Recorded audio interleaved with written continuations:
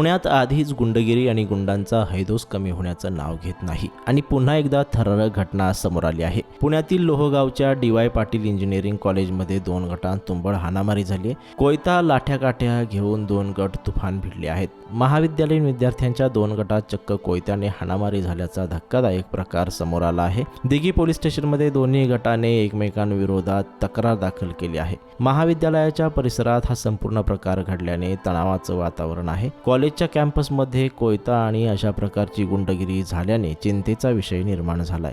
विद्येचं माहेरघर पुण्यनगरीत चाललंय तरी काय? मुलं शिकायला येतात की गुंडगिरी करायला, असा प्रश्न उपस्थित केला जात आहे।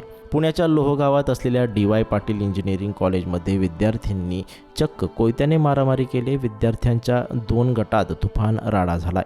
चक्क कोयते घेऊन विद्यार्थी एकमेकांवर धावून गेले। दुसरीकडे पुण्यात गंगा फॉरेंटिना सोसायटी, महम्मदवाडी या परिसरात रोज टवाळखोर मुलं येऊन दंगा घालत असल्या कारणाने या परिसरातील नागरिकांना याचा त्रास सहन करावा लागतोय। या परिसरात बेकायदेशीररित्या चालू असलेले हुक्का पार्लर, कॅफे मध्यरात्रीपर्यंत सुरू असतात। यावर तात्काळ कार्यवाही करण्यात यावी। वारंवार पोलिसांना कळवून सुद्धा कार्यवाही करण्यात आली नसल्याने संताप व्यक्त केला जात आहे।